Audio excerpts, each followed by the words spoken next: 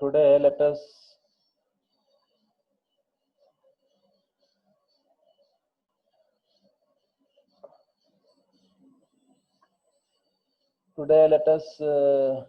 discuss about one of the very important Schrodinger equation.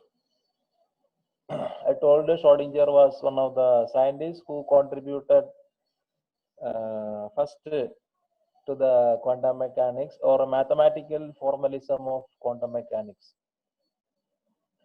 Okay.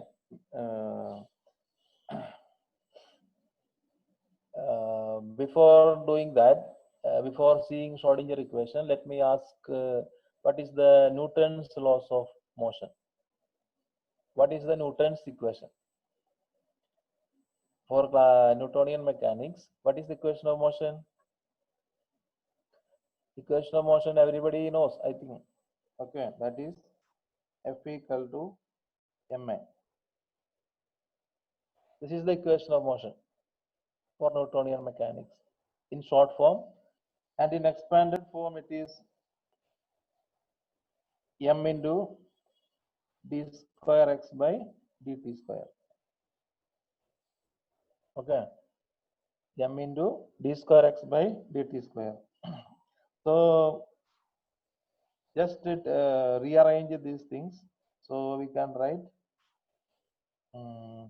let f come to the right side. Okay, so m into d square x by dt square minus f equal to 0. Now divide throughout by m. So that is d square x by dt square minus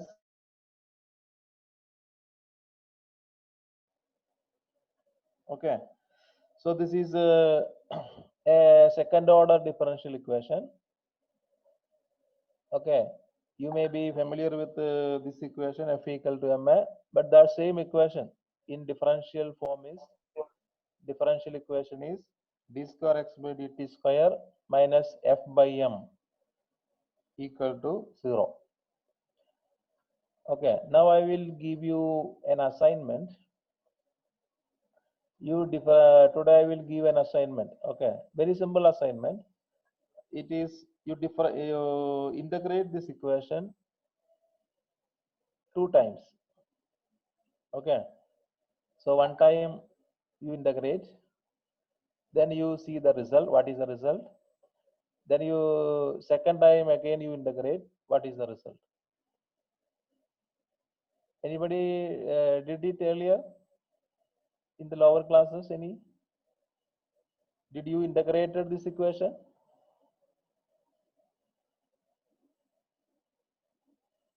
Anybody? ഞാൻ പറയണത് കേൾക്കുന്നുണ്ടോ? Hello, കേൾക്കണില്ലേ?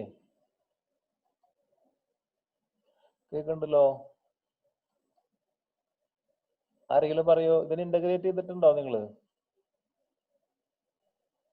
ഞാൻ ചെയ്തിട്ടില്ല സാറേ. Okay, this you must do. കാരണം when you integrate this equation, you will get some familiar equation. ഞാനിപ്പോ result പറയണം എന്താണ്. ഇതിനെ ഒരു പ്രാവശ്യം ഇന്റഗ്രേറ്റ് ചെയ്താൽ, 2 പ്രാവശ്യം ഇന്റഗ്രേറ്റ് ചെയ്താൽ ആ കിട്ടുന്ന ഇക്വേഷൻസ് ഏതായിരിക്കും അറിയോ? നിങ്ങൾ ഓൾറെഡി പഠിച്ചിട്ടുള്ള കൈനമാറ്റിക്സിലെ ഇക്വേഷൻസ് ഒക്കെ നിങ്ങൾക്ക് കിട്ടും. മനസ്സിലായ? അപ്പൊ ആ ഇക്വേഷൻസ് കിട്ടിക്കലാണ് നിങ്ങൾ ചെയ്യേണ്ട പണി. ഇതൊന്നും നമ്മുടെ ഇതിൽ വരണതല്ല, ഇത് ഓൾറെഡി ക്ലാസിക്കൽ മെക്കാനിക്സ് പഠിക്കുമ്പോൾ തന്നെ ചെയ്യേണ്ടതാണ്. ഞാനിപ്പോ ഒരു നിങ്ങൾ ചെയ്യാത്തത് കൊണ്ട് പറഞ്ഞു എന്ന് മാത്രം. ഓക്കെ, അപ്പൊ ഇത് ഇന്റഗ്രേറ്റ് ചെയ്ത് കഴിഞ്ഞാൽ നിങ്ങൾ കൈനമാറ്റിക്സിൽ പഠിച്ച ഇക്വേഷൻസ് ഏതൊക്കെയാ? V equal to u plus a t, v square equal to u square plus 2as, അതുപോലെ s equal to u t plus half a t square, അതൊക്കെ ഇതിൽ നിന്ന് കിട്ടണം. Yes, so that I will give it as an assignment, very simple assignment. So this is the classical equation of motion or Newtonian equation of motion. Now my question is, so can you derive this equation from anywhere? That is the question. Can you derive this equation from any other equation. Means, can you derive Newton's laws of motion? Can you derive Newton's equation of motion? That is the question. Anybody? ആരെങ്കിലും ഉത്തരം പറഞ്ഞേ?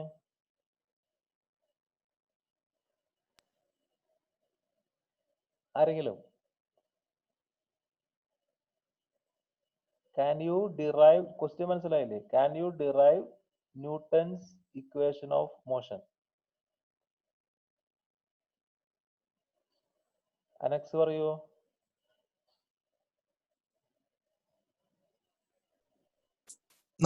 നമ്മൾ derive അല്ലല്ലോ ചെയ്യണേ, നമ്മള് കുറച്ച് principles വെച്ചിട്ട് അതിലേക്ക് എത്തിച്ചേരല്ലേ ചെയ്യാ. അപ്പൊ എന്റെ ചോദ്യം ഇതാണ്, yes or no? No. No. Why? അതാണ് ഏറ്റവും ബേസിക് ആയിട്ടുള്ള equation. Yes, that is the correct answer. Because this is the fundamental equation. Fundamental equations you cannot derive from anywhere. Okay, is that clear? വേറെ ആൾക്കാർക്ക് ഉത്തരം പറഞ്ഞില്ലെങ്കിൽ അതിന്റെ അർത്ഥം നിങ്ങൾ അത് വാൾട്ടർ ലെവിന്റെ ഒന്നും വീഡിയോ കണ്ടിട്ടില്ല എന്നാണ് അർത്ഥം. അതിലൊക്കെ ആള് വളരെ കൃത്യമായിട്ട് പറയുന്നുണ്ട്, ഈ ന്യൂട്ടൺസ് ലോസ് നമുക്ക് ഡിറൈവ് ചെയ്യാൻ പറ്റില്ല, because this is A fundamental equation. മനസ്സിലായില്ലേ? ഇതൊക്കെ ചെറിയ ക്ലാസ്സിൽ പറയേണ്ടതാണ്. ഞാൻ അതുകൊണ്ട് നിങ്ങളെ ഓർമ്മിപ്പിച്ചു എന്ന് മാത്രം. അപ്പൊ നിങ്ങൾ വലിയ ക്ലാസ്സിൽ പഠിക്കുകയാണെങ്കിലും പഴയ ന്യൂട്ടൺസ് ലോയും അങ്ങനത്തെ കാര്യങ്ങളൊന്നും നിങ്ങൾ അങ്ങനെ വിട്ടുപോകരുത്. അതിനെയൊക്കെ നിങ്ങൾ കൂടുതൽ അനലൈസ് ചെയ്ത് മനസ്സിലാക്കണം. ഞാനിപ്പോ കുറച്ച് ക്വസ്റ്റ്യൻസും ഇതൊക്കെ അയച്ചു തന്നിട്ടുണ്ടായിരുന്നു ഇന്നലെ. അഡ്വാൻസ്ഡ് ജെഇഒ അങ്ങനത്തെ എക്സാമിനൊക്കെ ചോദിക്കണ കുറെ ക്വസ്റ്റ്യൻസ് ഫണ്ടമെന്റൽ ന്യൂട്ടൺസ് ലോ ഇതിനൊക്കെ ബേസ് ചെയ്തിട്ടാണ്. അതൊക്കെ നിങ്ങൾ ട്രൈ ചെയ്തിട്ടുണ്ടാവുമെന്ന് വിചാരിക്കുന്നു. ഇതൊന്നും ആരും പറഞ്ഞിട്ട് ചെയ്യരിക്കും കേട്ടോ, നിങ്ങൾ തന്നെ ചെയ്യണം, തന്നെ ഇൻട്രസ്റ്റ് എടുത്ത് ചെയ്യുക. ഇതൊന്നും എപ്പോഴും ആരും ഓർമ്മിപ്പിച്ചു എന്നൊന്നും വരില്ല. വലിയ കുട്ടികളായി നിങ്ങൾ, അപ്പൊ ആരും നിങ്ങളെ ഒന്ന് ഫോഴ്സ് ചെയ്യുക എപ്പോഴെപ്പോഴും ഓർമ്മിപ്പിക്കേണ്ടെന്ന് കാര്യമില്ല. നിങ്ങൾ തന്നെ ഇതൊക്കെ ചെയ്യണം. അപ്പൊ അതാണ് നമ്മള് അപ്പൊ ഇതൊരു ബേസിക് ഐഡിയ ആണ്. You cannot derive fundamental equations because it is fundamental.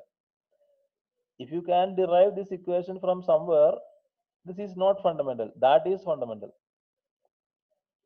Okay, എവിടെ നിന്നാണോ നിങ്ങൾക്ക് ഇത് ഡിറൈവ് ചെയ്യാൻ പറ്റിയാൽ അതാണ് fundamental.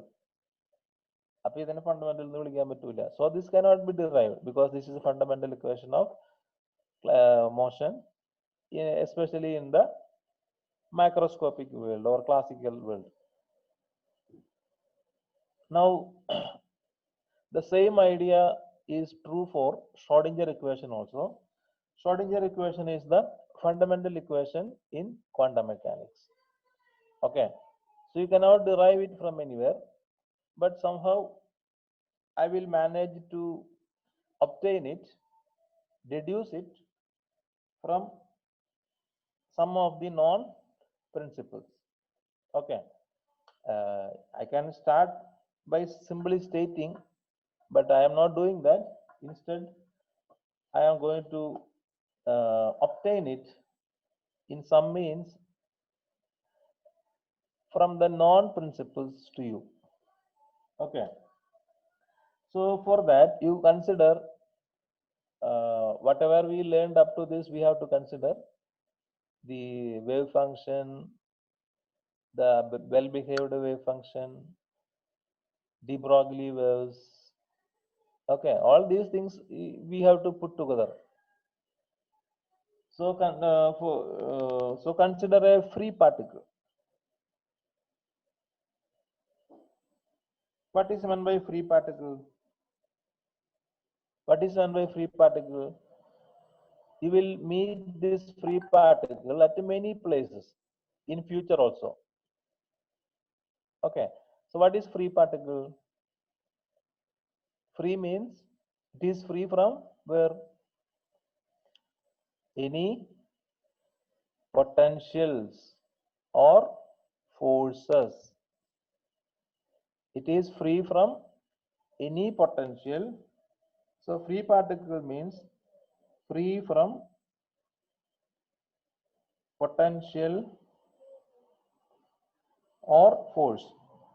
So these are related. Potential and force are related. Okay, negative derivative of potential is the force. That you know, F equal to minus del V. Okay, F equal to, this is V. So F equal to minus del V or del U. So these are F and V are cousins. അവര് relatives ആണ്. നിങ്ങൾക്ക് ഒന്നില്ലെങ്കിൽ force എന്ന് പറഞ്ഞാൽ മതി, അല്ലെങ്കിൽ potential പറഞ്ഞാൽ മതി. പക്ഷെ നമ്മൾ ഹയർ ലെവലിലേക്ക് പോകുന്തോറും നമ്മൾ ഒരിക്കലും ഫോഴ്സിനെ പറ്റി പറയില്ല. പകരം ആരെ പറ്റി പറയാം? പൊട്ടൻഷ്യലിനെ പറ്റിയിട്ടാണ് പറയുള്ളൂ. അത് തമ്മിൽ എപ്പോഴും റിലേറ്റഡ് ആണ്. ചെറിയ ക്ലാസ്സിലാണ് നമ്മൾ ഫോഴ്സിനെ പറ്റി പറയാം. നമ്മൾ ഹയർ ലെവലിലേക്ക് പോകുന്നതോറും ഇങ്ങനെ കുറെ മാറ്റങ്ങൾ വരുത്തണം. നമ്മുടെ കൺസെപ്റ്റ്സിലൊക്കെ കുറച്ച് ഐഡിയാസ് ഒക്കെ വരുത്തണം. മനസ്സിലായില്ലേ? അപ്പൊ ഒരു സ്റ്റോൺ താഴേക്ക് വീഴാൻ എന്താ കാരണം? നമ്മളൊരു സ്റ്റോൺ ഫ്രീ ഇങ്ങനെ വിട്ട് കഴിഞ്ഞാൽ, അല്ലെങ്കിൽ ആപ്പിള് താഴേക്ക് വീഴാൻ എന്താ കാരണം? അങ്ങനെ ഒരു ചോദ്യം ചോദിച്ചു കഴിഞ്ഞാൽ നിങ്ങൾ എന്ത് ഉത്തരം പറയും? ചെറിയ ക്ലാസ്സിൽ പറയുന്ന ഉത്തരവും വലിയ ക്ലാസ്സിൽ പറയുന്ന ഉത്തരവും ഒക്കെ കുറച്ച് ഡിഫറെന്റ് ആയിരിക്കും. സംഭവമൊക്കെ ഒന്ന് തന്നെ. മനസ്സിലായോ? ഒരു കല്ല് നമ്മൾ ഇടുന്നു, കല്ല് താഴേക്ക് പോകുന്നു. വൈ ഇറ്റ് ഈസ് എന്ന് ചോദിച്ചു കഴിഞ്ഞാൽ എന്ത് പറയണം? നിങ്ങൾ ഉത്തരം പറഞ്ഞു നോക്കിയ ആരെങ്കിലും. അപ്പൊ നിങ്ങൾ വലിയ ക്ലാസ്സിലാണോ ചെറിയ ക്ലാസ്സിലാണോ എന്ന് നമുക്ക് അതിൽ നിന്ന് കണ്ടുപിടിക്കാം. പറഞ്ഞു നോക്കിയ ആരെങ്കിലും. വേറൊരാൾ പറഞ്ഞാൽ മാളവിക. മാളവിക പറയൂ.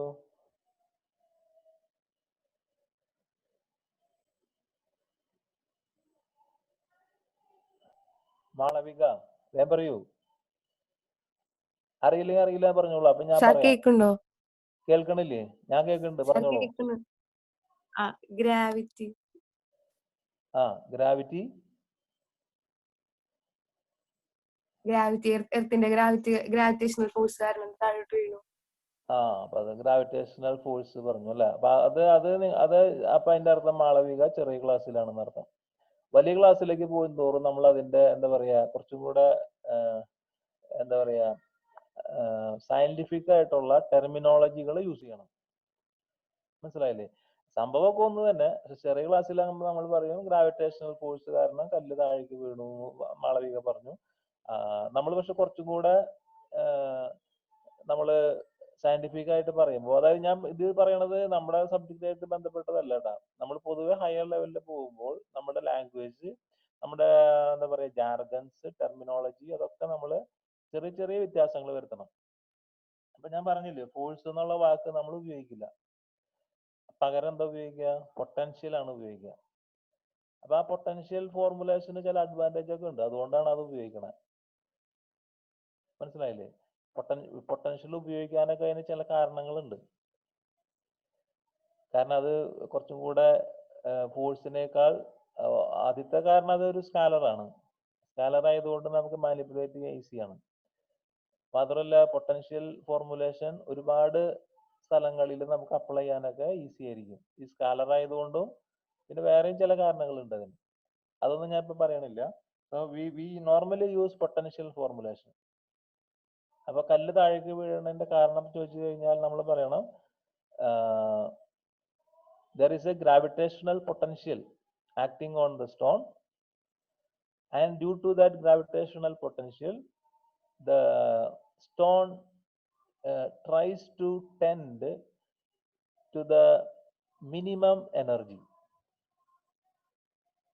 so it moves down. Or we can say that any system, ഇതിനെ ജനറലൈസ്, അപ്പൊ ഇങ്ങനെ പറയണം, ഇതാണ് അതിന്റെ ലാംഗ്വേജ്. അതായത് ഡ്യൂ ടു ഗ്രാവിറ്റേഷണൽ ഫോഴ്സ് എന്ന് പറഞ്ഞു കഴിഞ്ഞാൽ അതിന്റെ അർത്ഥം നമ്മൾ ചെറിയ ക്ലാസ്സിലാണെന്ന് അർത്ഥം. അപ്പൊ നമ്മൾ അത് കുറച്ചും കൂടെ ഒന്ന് മാറ്റി സ്റ്റാൻഡേർഡൈസ് ചെയ്യണം. There is a gravitational potential acting on the stone. എന്നിട്ട് നമ്മൾ എന്ത് പറയണം? Every system, when it is let free, it will tend to acquire the minimum potential state or minimum energy state. കല്ല് മോളിൽ നിൽക്കുമ്പോൾ കല്ലിന് എനർജി കൂടുതലും, കല്ല് താഴേക്ക് വന്നാൽ ഗ്രൗണ്ടിൽ എത്തിക്കഴിഞ്ഞാൽ അത് മിനിമം എനർജി സ്റ്റേറ്റുമാണ്.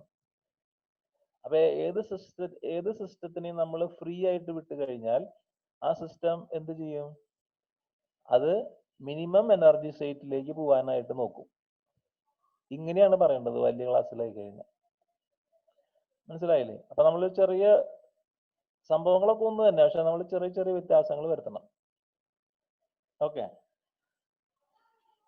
അപ്പൊ നമ്മളൊരു ഫ്രീ പാർട്ടിക്കിൾ ഇതിങ്ങനെ ഇടയ്ക്ക് പറയൂ കേട്ടോ. ഫ്രീ പാർട്ടിക്കിൾ ഇങ്ങനെ കുറെ സ്ഥലത്ത് നിങ്ങൾ പറയും, ഒരുപാട് സ്ഥലങ്ങളിൽ നിങ്ങൾ PGക്ക് പഠിക്കുമ്പോഴൊക്കെ പറയും. അപ്പൊ നിങ്ങൾ ഫ്രീ പാർട്ടിക്കിൾ എന്ന് പറഞ്ഞാൽ നമുക്ക് ഫ്രീ ആയിട്ട് കിട്ടുന്ന പാർട്ടിക്കിൾ അങ്ങനെയൊന്നും വിചാരിക്കരുത്. It is free from potential എന്നാണ് അതിന്റെ അർത്ഥം. Free from potential or free from force എന്നാണ് അർത്ഥം. അപ്പൊ അങ്ങനെ ഒരു മൂവിങ് പാർട്ടിക്കിൾ ആണെന്ന് വിചാരിക്കാം. അപ്പൊ അതിന് മൂവിങ് പാർട്ടിക്കിൾ ആയതുകൊണ്ട് അതിനെന്തുണ്ടാവും? ഫ്രീ പാർട്ടിക്കിൾ മൂവിങ് പാർട്ടിക്കിൾ ആണ്. അതുകൊണ്ട് അതിനെന്തുണ്ടാവും? പാർട്ടിക്കിളിന്റെ മാസ് m ആണെന്ന് വിചാരിക്കാം. Mass m, small m. Okay. അതുപോലെ അതിന്റെ മൊമെന്റം മൂവ് ചെയ്യുമ്പോൾ അതിന് വെലോസിറ്റി ഉണ്ട്, അല്ലെങ്കിൽ മാസിന്റെ വെലോസിറ്റി ഉണ്ട്. So let momentum is p. Vector p ആണ്. മൊമെന്റം p ആണ്. ഓക്കെ. അതുപോലെ അതിന് മൂവ് ചെയ്യുന്ന കാരണം ഏത് എനർജി ഉണ്ട്? കൈനറ്റിക് എനർജി ഉണ്ട്. ദാറ്റ് ഈസ് നമുക്ക് അതിനെ E എന്ന് വിളിക്കാം. പൊട്ടൻഷ്യൽ എനർജി ഇല്ല, കാരണം അത് ഫ്രീ ആണ്. അപ്പൊ ടോട്ടൽ എനർജി എന്ന് പറഞ്ഞാൽ കൈനറ്റിക് എനർജി മാത്രമാണ്. മനസ്സിലായില്ലേ? പൊട്ടൻഷ്യൽ എനർജി ഇല്ല. അപ്പൊ ഇതിന്റെ മൊമെന്റം ഇത് ഇയും പിയും തമ്മിലുള്ള വ്യത്യാസം എന്താ? കൈനറ്റിക് എനർജിയുടെ എക്സ്പ്രഷൻ എന്താ? കൈനറ്റിക് എനർജി ഈസ് എന്താണ്? ആരെങ്കിലും പറഞ്ഞ kinetic energy? Aditya TP kinetic energy പറയൂ. കൈനറ്റിക് എനർജിയുടെ എക്സ്പ്രഷൻ പറയൂ. ആദിത്യ TP ക്ലാസ് ഓൺ ആക്കി വെച്ചിട്ട് പോയാ? ഞാൻ വിളിക്കുമ്പോ ഇപ്പൊ മൈക്ക് ഓൺ ചെയ്ത് പറയണം. ആദിത്യക്ക് മൈക്ക് കാണാനില്ല. അപ്പൊ ക്ഷേമ തോമസ് പറഞ്ഞേ. ക്ഷേമ Thomas. half mv square. half mv square. Half mv square എന്ന് പറഞ്ഞാൽ അതിന്റെ അർത്ഥം നിങ്ങൾ ചെറിയ ക്ലാസ്സിലാണെന്നാണ് അർത്ഥം. മനസ്സിലായില്ലേ? ചെറിയ ക്ലാസ്സിൽ എത്തിയിട്ടുള്ളൂ. വലിയ ക്ലാസ് ആയി കഴിഞ്ഞാൽ അങ്ങനെ പറയും. കാരോളിൻ സന്തോഷ്. വലിയ ക്ലാസ്സിലായി കഴിഞ്ഞാൽ അങ്ങനെ പറയണം. p²/2m ആണോ സർ? യെസ്, p²/2m അത് പറയണം കേട്ടോ. ഹാഫ് mv സ്ക്വയർ തെറ്റല്ല, പക്ഷെ നമ്മൾ മൊമെന്റം ഉപയോഗിച്ചിട്ടുള്ള ഈക്വേഷൻ p²/2m പറയണം. അങ്ങനെ ചെറിയ ചെറിയ വ്യത്യാസങ്ങൾ പറയണം. ഇപ്പൊ നിങ്ങൾ വല്ല ഇന്റർവ്യൂവിനൊക്കെ പോകുമ്പോഴും നിങ്ങൾ സംഭവം നിസ്സാരമായിരിക്കും. അവർ നിങ്ങളോട് ചോദിക്കും kinetic energy, what is expression for kinetic energy? അപ്പൊ നിങ്ങൾക്കെല്ലാം ഹാഫ് mv സ്ക്വയർ എന്ന് പറഞ്ഞാൽ അതിന്റെ അർത്ഥം ശരിയാണ് ഉത്തരം, പക്ഷെ നിങ്ങൾ ലോവർ സ്റ്റാൻഡേർഡ് ആണ്. പക്ഷെ p²/2m എന്ന് പറഞ്ഞാൽ നിങ്ങൾ കുറച്ചും കൂടെ ഹയർ ലെവലാണെന്ന് അവർ അസ്യൂം ചെയ്യും. അപ്പൊ അങ്ങനെ ചെറിയ ചെറിയ മാറ്റങ്ങൾ ഇനി ഒരുപാട് വരുത്താണ്ട് കേട്ടോ. അപ്പൊ അതൊക്കെ ഞാൻ ഇനി ഓരോന്നോരോന്നായിട്ട് പറഞ്ഞുതരാം. So kinetic energy is p²/2m. Okay. ഇനി നമുക്കറിയാം. അപ്പൊ അങ്ങനെ ഇനി നമ്മുടെ ഡി ബ്രോഗ്ലി ഹൈപ്പോത്തസിസ് ഇതും അപ്ലൈ ചെയ്യാം. D Broglie hypothesis. ഓക്കെ. അതെന്താണ്? ഒരു മൂവിങ് പാർട്ടിക്കിളിന്റെ കൂടെ ഒരു വേവ് അസോസിയേറ്റ് ചെയ്തിട്ടുണ്ടാവും. ആ wavelength is given by എന്തായിരിക്കും? h/p. അല്ലേ? ഇതൊക്കെ പഠിച്ചിട്ടുള്ളതല്ലേ? h/p. അല്ലെങ്കിൽ അതിനെ ഇങ്ങനെ എഴുതാം. അല്ലെങ്കിൽ ഈ ഇക്വേഷനിൽ നമുക്ക് ഇങ്ങനെ എഴുതാം. p അങ്ങോട്ട് പോയി h/λ എന്ന് എഴുതാം. p h/λ. ഇതിനെ നമുക്ക് ഇങ്ങനെ എഴുതാം. ഒരു 2π അടിയിലിടുക, ഒരു 2π മുകളിലിടുക. ഓക്കെ. h/2π 2π/λ. h/2π നമ്മൾ എന്താ പറയാ? h കട്ട് അല്ലെങ്കിൽ h ക്രോസ് എന്ന് പറയും. h ബാർ എന്നൊക്കെ പറയും. h cut, h cross, h bar എന്നൊക്കെ പറയും. സോ ഞാൻ അതിനെ പറയാ h ക്രോസ് എന്നാണ് സാധാരണ പറയാ. ചില ടീച്ചേഴ്സ് h കട്ട് പറയും. രണ്ടും ഒന്ന് തന്നെ. സോ h ക്രോസ് 2π/λ എന്ന് പറയുന്നത് എന്താണ്? അതാണ് നമ്മുടെ നിങ്ങൾ പഠിച്ചിട്ടുള്ള വേവ് വെക്ടർ അല്ലേ? വേവ് വെക്ടർ ആണ് k. So p equal to h cross k. Clear അല്ലേ? അപ്പൊ അതൊരു ഇക്വേഷൻ. ഇനി